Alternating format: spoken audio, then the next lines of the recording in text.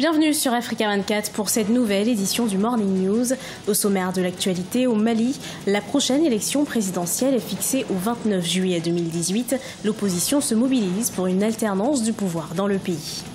La République démocratique du Congo traverse une crise humanitaire. Le chef des opérations humanitaires de l'ONU a lancé un appel d'aide financière. Et puis au Sénégal, la livraison se fait autrement avec PAPS.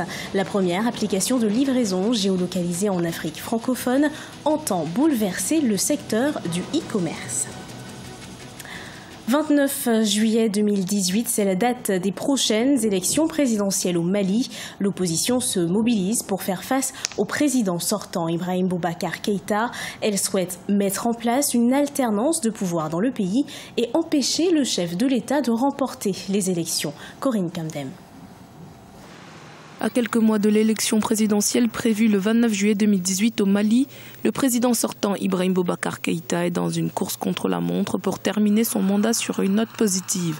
Son gouvernement dispose de 3 mois pour organiser des élections transparentes et crédibles sur ce vaste territoire.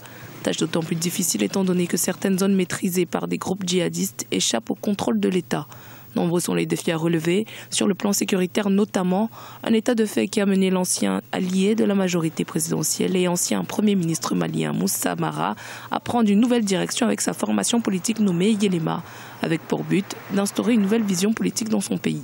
Nous nous sommes retirés de la majorité du président Ibrahim Boubacar Keïta depuis le mois de novembre 2017, donc il y a quelques mois, au sortir de notre congrès ordinaire du parti, qui a aussi décidé de ne pas aller à l'opposition et de s'inscrire dans une démarche de renouvellement et de rajeunissement de la classe politique. Donc aujourd'hui, nous sommes dans le ni majorité ni opposition. Les alliés de Moussa Mara sont convaincus du fait qu'ils sont les vrais acteurs du changement attendu par tout le peuple malien. Son parti prône une véritable alternance du pouvoir afin de répondre de manière plus efficace aux revendications du peuple malien. Je sais que le Mali, dont le président Ibeka a hérité, était déjà un Mali entre vents et marées. Mais aujourd'hui, les vents sont un peu plus contraires qu'il y a 5 ans et les marées sont un peu plus fortes qu'il y a 5 ans. Et là, il en va de la responsabilité du président, à mon avis.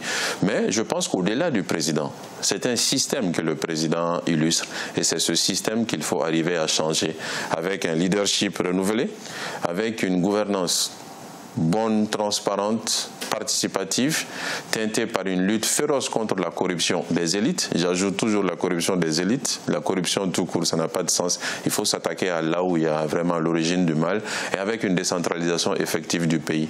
Ce triangle important doit guider l'action publique dans les années à venir si nous voulons sortir le pays de l'ornière. Et c'est ce que nous voulons illustrer.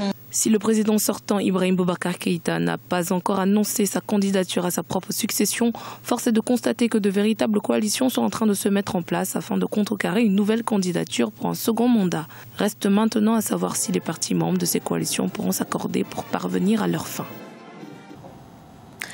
Depuis 47 ans, avec l'établissement des relations diplomatiques entre le Cameroun et la Chine, les relations d'amitié et de coopération entre ces deux pays se développent.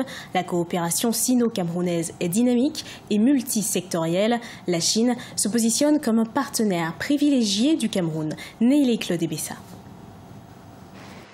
Depuis l'établissement des relations diplomatiques entre le Cameroun et la Chine il y a 47 ans, la relation d'amitié et de coopération entre ces deux pays se développe à pas sûr et enregistre de nombreux acquis. En 2016, le volume d'échanges commerciaux entre l'Empire du Milieu et le Cameroun se chiffrait à 1078 milliards de francs CFA et l'investissement direct de la Chine au Cameroun avait atteint 19,28 milliards de francs CFA. La note de conjoncture de la Caisse autonome d'amortissement CCA, le gestionnaire de la dette publique au Cameroun, présentait la Chine comme le premier prêteur bilatéral du Cameroun, avec un encours fin octobre 2017 de 1375,9 milliards de francs CFA, soit 67,7% de la dette bilatérale. D'importants investissements qui ont contribué à ériger le pays de Xi Jinping comme partenaire stratégique du Cameroun, au moment où une importante délégation camerounaise se rend à Pékin.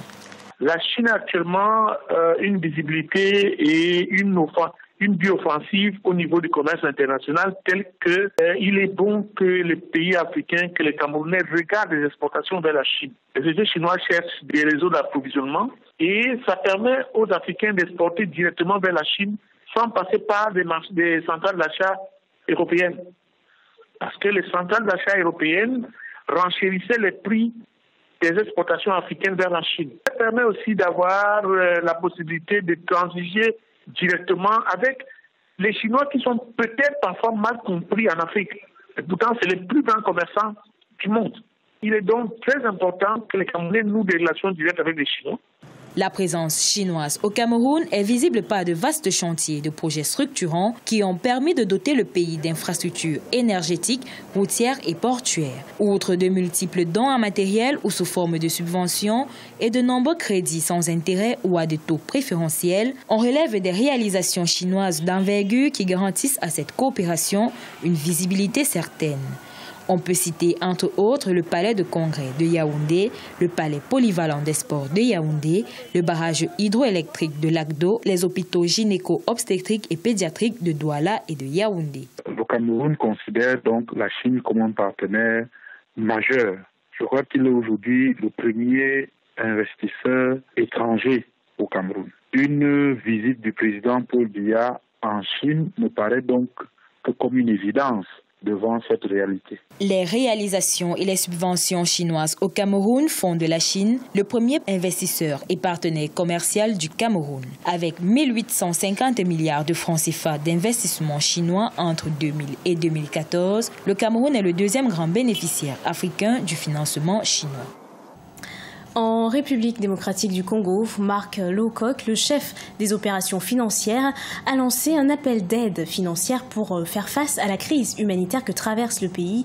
Venir en aide aux civils demandera la mobilisation de 1,7 milliard de dollars. Adidjatou Badawi.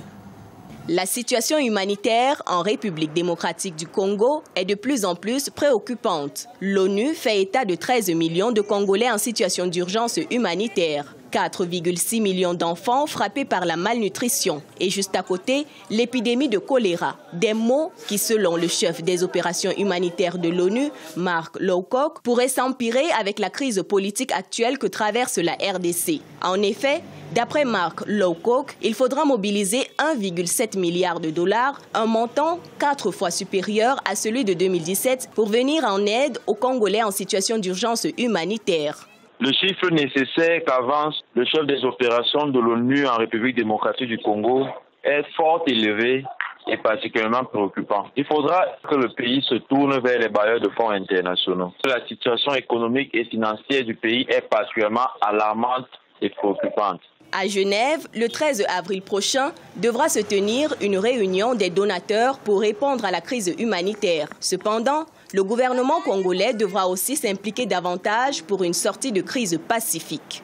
Il faudrait déjà, ramener la quiétude, organiser les élections pour ramener l'accalmie et naturellement faire gage de bonne foi pour rassurer les investisseurs et les probables bailleurs de fonds. En République démocratique du Congo, au bout d'une année, les besoins humanitaires ont doublé en raison du retard dans l'organisation de l'élection présidentielle. Le Sénégalais Bambalo a créé la première application mobile géolocalisée d'Afrique, PAPS. En quelques secondes, particuliers et entreprises peuvent trouver le coursier le plus proche. L'application permet également de suivre la course en temps réel. El Hadji Diaye. PAPS est une start-up sénégalaise qui s'est investie dans la livraison en créant la première application mobile géolocalisée d'Afrique. Fondée par le Sénégalais Bambalo, l'application permet à tout un chacun de géolocaliser sa position, se faire livrer sans aucun souci. L'application permet également de suivre la course en temps réel. Il y a un ADN qu'on a essayé d'apporter à PAPS, c'est plutôt un ADN logistique. Donc PAPS, effectivement, c'est une application, mais c'est plutôt un service logistique aujourd'hui qui comprend à la fois un service de stockage, qui comprend un dispatching en temps réel et donc l'envoi de ces courses-là vers les coursiers en temps réel, mais également des business units, donc plutôt courrier, plutôt e-commerçants et particuliers sur lesquels on travaille aujourd'hui. Donc je pense que ce qui nous différencie de nos concurrents, c'est la globalité des sujets sur lesquels on peut travailler. Le principe de PAPS est simple. Après s'être inscrit, en quelques secondes, l'utilisateur fait appel à l'algorithme de l'application pour trouver le coursier le plus proche. Une vingtaine d'entre eux sillonnent la capitale en scooter ou en vélo afin de répondre aux desiderata des particuliers et des entreprises. PAPS entend bouleverser le secteur du e-commerce sur le continent africain. Oui, on a l'objectif effectivement et l'ambition de se déployer sur tout le continent. Après, on le fera par étapes et surtout par zone géographique. On va commencer par ce qu'on connaît, donc la zone francophone, avant d'aller dans les zones anglophones et pourquoi pas l'Amérique du Sud aussi. La livraison autrement avec l'application PAPS est devenue une réalité au Sénégal. Lancée en septembre 2016 à Dakar par le Sénégalais Bambolo, cette application a déjà remporté le prix Orange Innovation Challenge et a été lauréat de la meilleure start-up de Hub Africa 2017 à Casablanca au Maroc. Ce journal a été préparé par l'ensemble de la rédaction. Merci de l'avoir suivi. Retrouvez dans un instant une nouvelle édition de l'actualité sur Africa 24.